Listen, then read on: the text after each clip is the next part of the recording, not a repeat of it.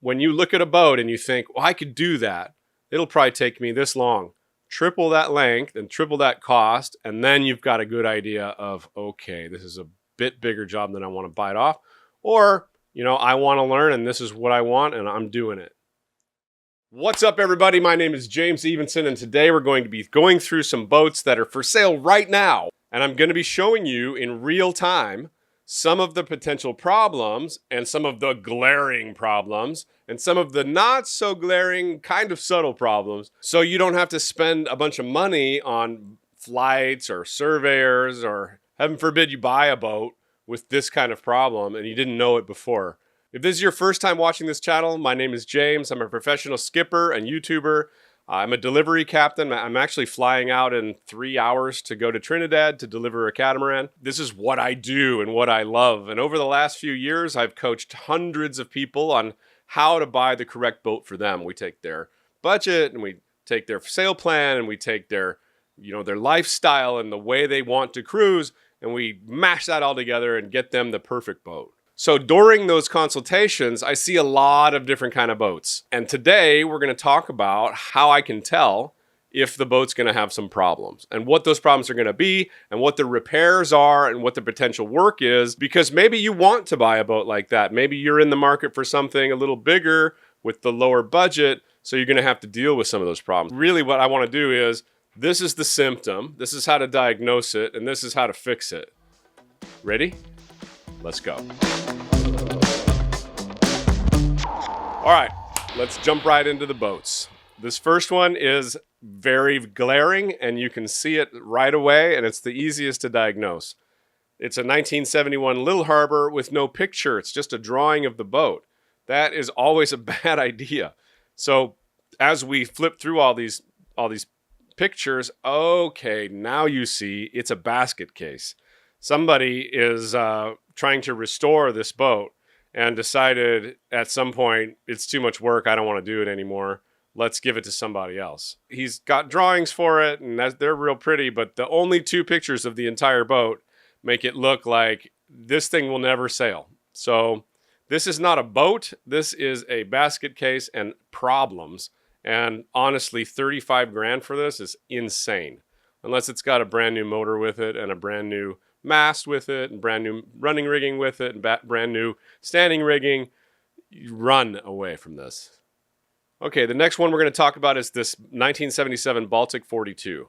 Now, this boat looks beautiful. It's got a painted hull. It's got custom cork on the cockpit. That is not cheap, and that's one of the best materials you can get for the exterior of the boat. If you drop a wrench on it, it just bounces off. If you drop oil on it, it just kind of soaks in and ends up wearing off. And it's really, really nice material for outside. So that's really cool. What you need to ask yourself is, why did they do this work? What is going on here? And what's going on here is that these Baltic 42s all came with teak decks. This is another one. Here's another example where they hadn't removed the teak yet. So what happens is when teak decks that are screwed down get this old, they all start leaking and they all start getting inside the fixtures inside. So what you need to do on a boat like this is go to the inside of the boat and look around for water damage on the hull and on the bulkheads and on all of the wood parts inside the boat. So the point being, the red flag here is that this thing had teak decks. They were obviously just removed. It looks like he did a very good job. It looks like he spared no expense with the cork in the cockpit, but you need to check the interior of the boat that there wasn't any serious water damage to anything and there's not rotten bulkheads, because what happens is the water comes in and it just keeps coming in every time it rains, and then it goes down the bulkheads and it sits at the bottom of the bulkhead, and then it just, the wood in the bulkhead starts sucking up all the water. So then the whole bottom of the bulkhead will start to be just trashed. So let's go through here and just see if we can see any glaring, hugely damaged wood on the inside of the bulkheads. And it looks like he's refinished the floors and refinished the bulkheads in this boat. So yeah, it definitely had enough water damage where it ruined the floors. So he's had to redo the floors. And probably he's sanded down and and re-varnished everything because it was really water damaged. Yeah, you can see here, this is fairly water damaged. This is going to be water damaged here. This is going to significantly reduce the resale value of this boat. I hate to tell you that, whoever owns this, but yeah, when you let a boat go like that and then try to bring it back, it just doesn't work that well. You can tell that this is a new piece of wood here. It looks pretty. The floors look horrible. I really don't like these floors. I think that you should have gone with the classic, teak and holly floors. But, it works. He's done a lot of work to it. So this boat would be functional, but it wouldn't be that pretty and it wouldn't resale very well. Okay, so just realize what you're buying. Okay. All right, next boat we have is a 1910 Hershoff schooner for $100,000. So a 1910 Hershoff schooner that's 106 feet long should be about $2 million. The fact that it's $100,000 is already a red flag. So this is a beautiful boat. Look at that schooner. Oh my God, anybody would kill to have that. The legend lives on. But if you scroll down, oh my God, look at that interior. This is ridiculous. Oh, that's so pretty. I just want, even the carpets are out of my budget. This is a beautiful boat. Wow, cool. So what's the deal? What's going on? Oh, this boat isn't even floating. It is underwater. You're buying a boat that's underwater. This is where it was a year ago, or 2 years ago, or 10 years ago. And this is where it is now. Now, can you buy a boat that's been sunk and refloat it and refinish it and make it new again? Sure. But it's going to cost millions of dollars for a 100-foot Hershoff schooner from 1910. So huge red flag. The first red flag is the price. And that's what I'm trying to tell you. If something's priced ridiculously low, you got to see why. And, this one just happens to be underwater. So that's okay. All right, next we got an Island Packet 420 that's priced about half of what the other 420s on the market are priced. And we're going to find out why. And I can already see right there, at least this guy, he's giving you the problem right away. So mad respect for you, my friend. This is the picture of what's wrong. That's the first picture you see. Usually people try to hide it, which is so weird. Like, why wouldn't you just put it out in front? Anyway, yeah, mad props for that. So this is a hurricane damaged boat. They've probably got paid by the insurance already. They may have bought the boat back for very cheap, and they're trying to make a little extra money on the back end of this boat as well.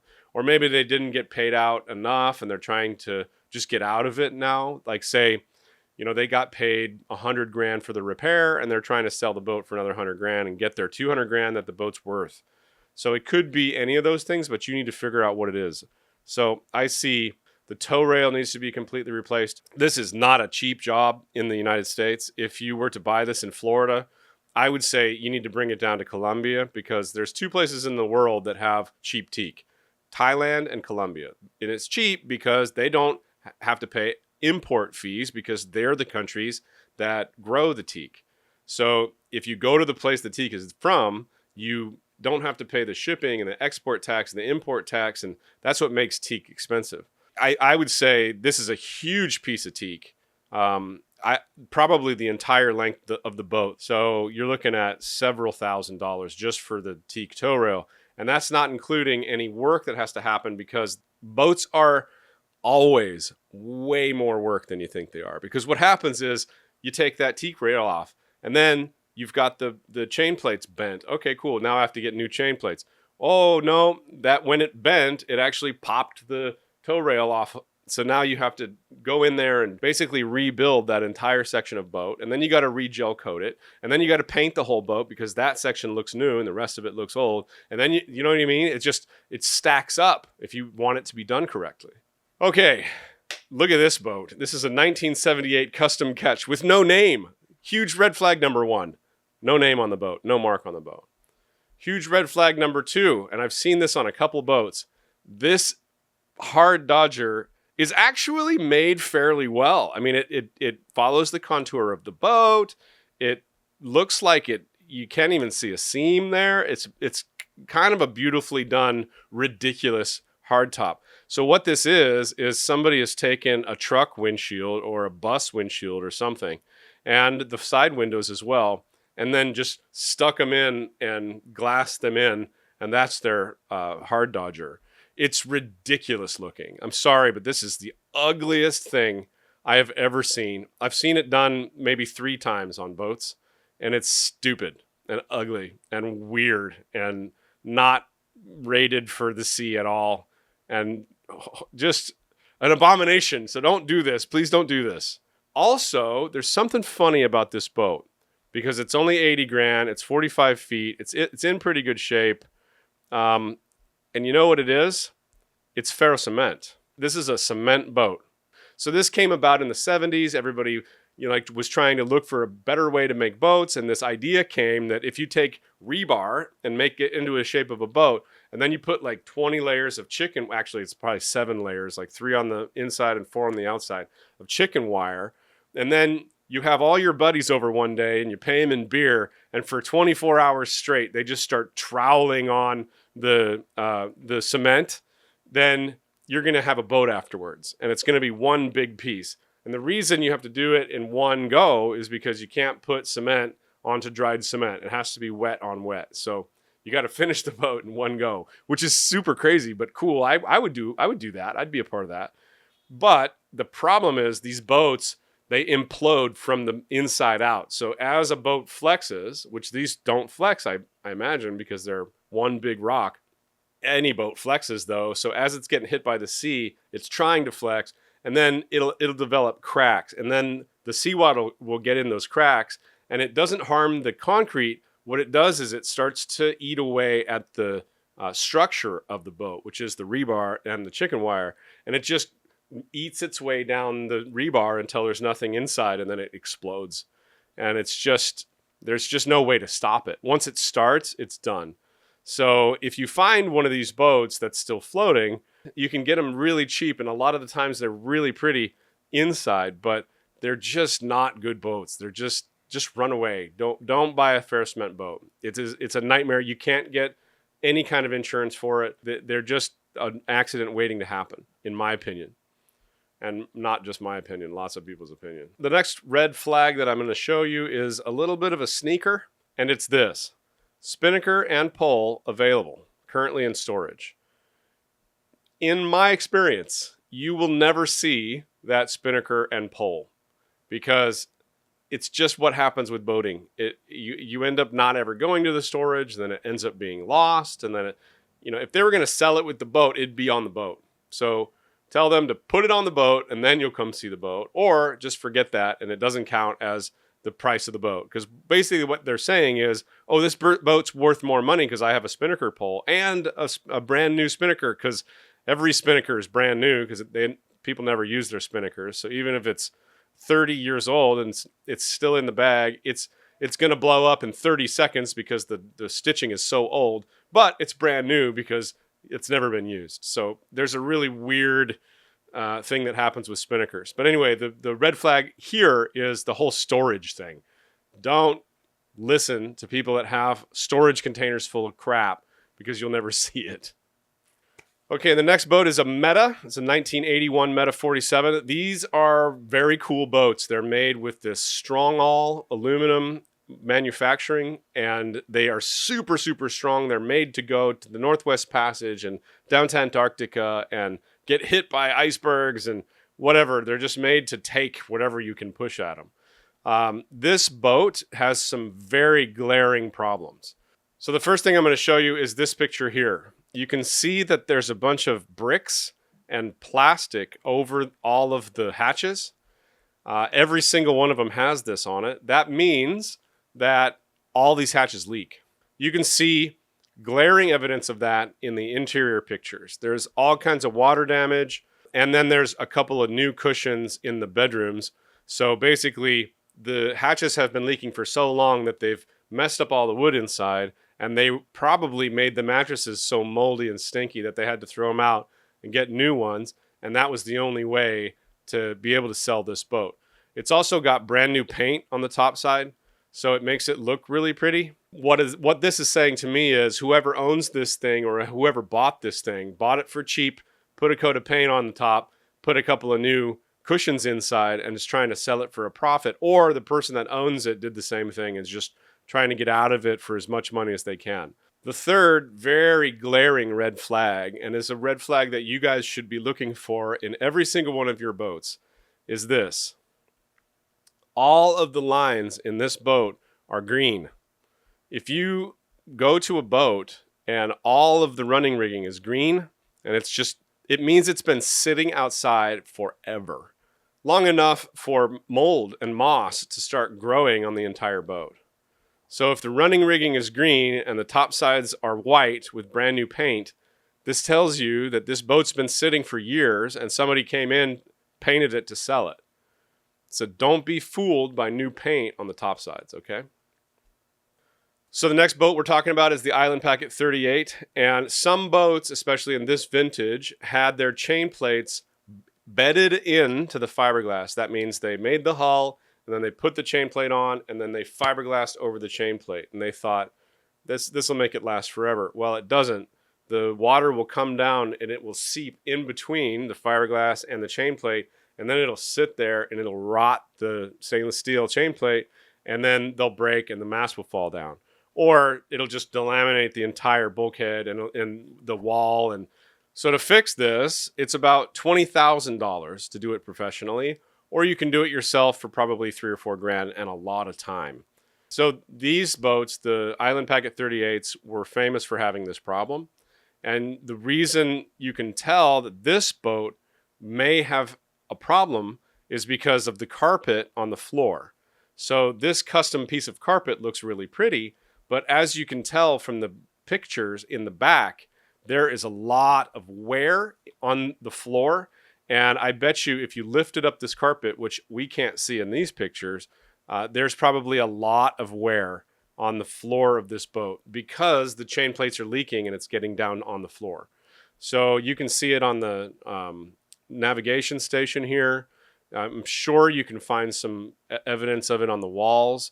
You can find some evidence here in the head. This boat leaks, and it's probably from those chain plates. So you guys need to just understand this is a problem with these boats. It's very apparent. If you look up Island Packet 38 on Cruisers Forum and read a little bit about it, you'll see that. And then this is how you can tell if this one has a problem.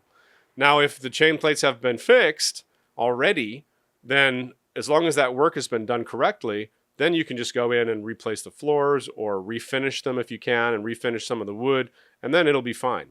A boat that's been let go like that and the chain plate issue hasn't been solved and it destroyed the wood inside, that devalues the boat a lot. And even if you put brand new floors in it, even if you put all brand new wood in it, it's not really going to make it the same as having a boat that is in pristine condition from the factory. It's just, that's the way boats work. Okay, so for this last boat, it is a no-brainer what the problem is. I'm going to go through how to fix it and how much work it's going to be if you think that you can possibly do this job. So this is a Lafitte 44. It's designed by Bob Perry. It's a very, very good boat. It's a very good sailing boat. I have a buddy that sailed this boat from Virginia to French Guiana, nonstop, 22 days, the wrong way across the Caribbean, and then went down into the Amazon and then came back out, went through the canal, went down to Easter Island and Patagonia. And his had teak decks when he bought it, and he had to take the decks off. This boat obviously needs the decks taken off, and I'm going to show you exactly how to tell. So one glaring symptom is this. These are all the screws that are leaking and rusting, and you can see it when you open the anchor locker. Huge red flag here. We have leaky decks. Now you can probably tell just by looking at the deck. When you can see every single screw in the deck, that's a problem. They're getting water inside, and a lot of those will be leaking all the way through into the cabin. Now let's go inside the boat, and you can really see what damage has been done. Same thing as we talked about with the island packets. The floor is trashed because you've got all that water coming in and it pools on the floor. And as soon as you walk on it, it delaminates any kind of sealer or any kind of veneer that was on the top. So the floor is trashed, and also just the entire inside of the boat is all trashed. Every single piece of wood, every door, every bulkhead, it has gotten water damage on it. And you can see it really glaringly in this picture. In this picture of the salon, you can see it really well. Red flag number, I don't even know what. It has no cushions inside. So whenever you see a boat that has no cushions inside, unless it's a new build or a huge refit, that's a warning. There's probably been water damage. And then you can see how badly damaged all of this wood is. It looks like it's unrecoverable, but it's really not. There is a way to fix it, and I'm going to explain it to you right now. Okay, let's go through this job piece by piece, and let's break down exactly what is needed to fix it. So first things first, you're going to have to cover the boat. What I would do, and I've seen done, is I would take PVC poles, and I'd take some of that boat shrink wrap, and I would make a cover for the boat, the entire length of the boat. I would have it start at a little bit above the lifelines. That way you could get in and out of the boat. It's still got ventilation. If it rains really hard, you can put some tarps down or finish that cover. But 99% of the time, it'll keep the rain and the snow and whatever off of the boat, okay? After you have the cover, all of the teak is going to have to come off. And the shitty part is you have to take the screws out first. You can't just take a trowel and like, whoop, because it's not just glued down, it's also screwed, and it's just going to wreck the whatever you use to pull that up. So what has to happen is you got to drill out all the bungs, which half of them are gone anyway. And then you got to take a screwdriver and unscrew all the screws, which a lot of them are going to be broken, or a lot of them are not going to come out. So then you're going to have to take a Dremel tool and drill all the way around it. And then you're going to have to take either a pair of channel locks or a vice grips or something and try to get those screws out, or basically just cut them off at a certain point. And then there'll be around 1,600 of those. So that's going to be backbreaking work. Then you need to take a crowbar or like a big, strong, custom-made tool to get all that wood off of there. And then it's going to have to go be trashed. And then the way that the boat's built is it's got a layer of fiberglass, and then it's got a layer of plywood or balsa. This one's probably plywood. A few of these boats were foam. If it's foam, it's going to be a lot easier because the foam usually doesn't absorb the water. But if it's wood, you're going to have to take the entire layer of fiberglass off the deck, and then you're going to have to take any wood that got wet and is not strong anymore. You're going to have to dig all that out too. So what I would plan on doing is taking this entire deck off. The entire thing needs to come off. Just rip the whole thing off, and then you'll be left with nothing there. And then you can put down a new ply. You can put down new fiberglass, a bunch of layers of fiberglass. Then you can paint the deck white. Please don't paint it any other color than white.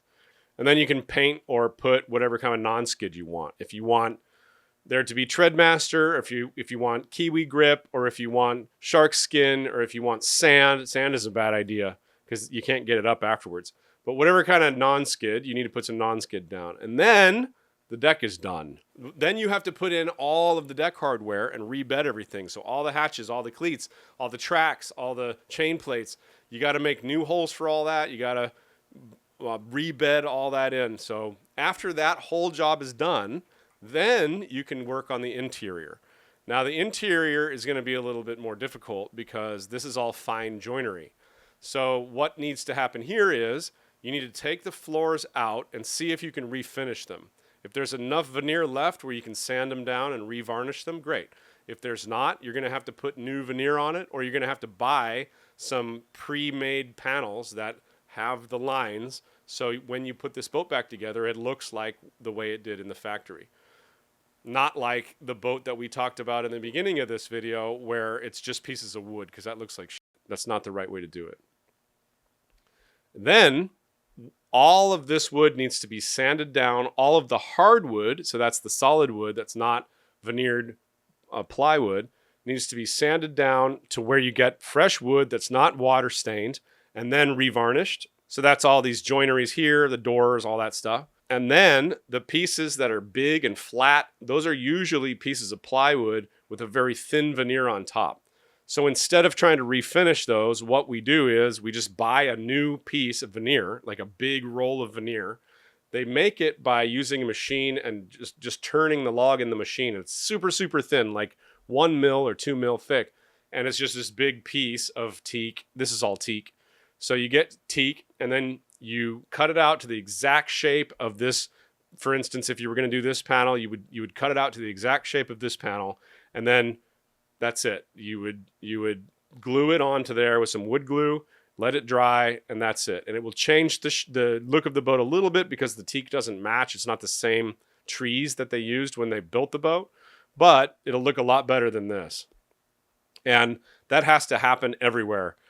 Behind the cushions is up to you, but if you're going to do the rest of the boat, you might as well do behind the cushions too, just so when people take the cushions off, it doesn't look like crap. But all of this water damaged wood, if it's in the wood and the wood is soft, the wood needs to be replaced as well. So this is a huge job, especially under here in the window recesses. This may be completely messed up. So you have to break all that away, put a new piece of plywood, put a new piece of veneer on it, and then re-veneer all this stuff, and then refinish all the hardwood, which would be all these frames and all that kind of stuff, okay? Same thing with the kitchen. The kitchen would need to be refinished. All of these pieces need to be refinished. And then all of the pieces underneath and in between the ports up here, those need to be re-veneered. And then it's the easiest to just take the ports off and then either replace them with new, because at this point they're probably old and leaking anyway. It looks like they are. And to rebuild a port and put all new seals and all new pieces into it costs nearly what it does to just replace it. So if you're going to do all this work anyway, then you're going to have to buy new port lights.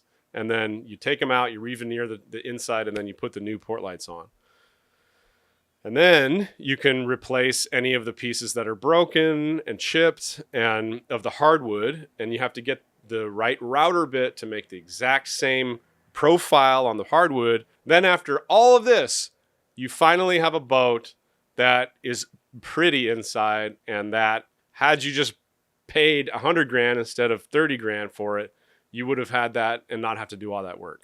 Is it worth it? Okay, so let's just talk honestly.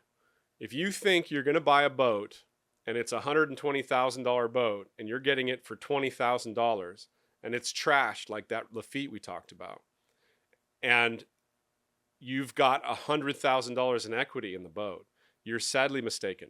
I've done this many, many times. I've had 11 boats. I've refit them from top to bottom, and almost every single time I didn't make any money. It's a wash with the amount of money that I've spent on the boat.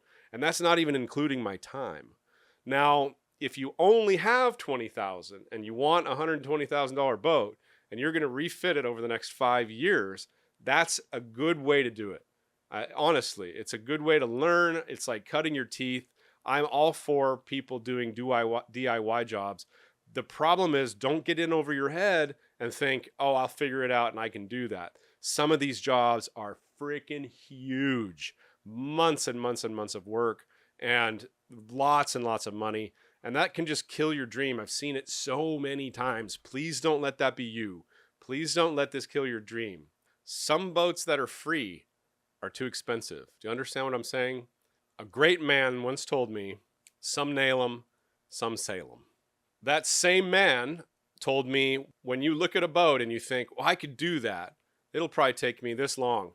Triple that length and triple that cost, and then you've got a good idea of, okay, this is a bit bigger job than I want to bite off, or I want to learn and this is what I want and I'm doing it. All right, that's the video for today. If you liked the content, please hit that like button, and if you'd like to be notified when I put out more content just like this, please subscribe to the channel and turn on all notifications, and it'll come to your inbox when Sailing Zingaro puts out another video about weird boating stuff. I also do consultations. If you'd like to get a consult with me, you can go to my website, www.sailingzingaro.com, and hit Contact the Captain in the top left-hand corner of the screen, and you'll be taken to my contact page where you can get more information from me about how we can work together and how I can help you find a good boat for you. Thank you very much for watching. Much love, and I'll see you next week.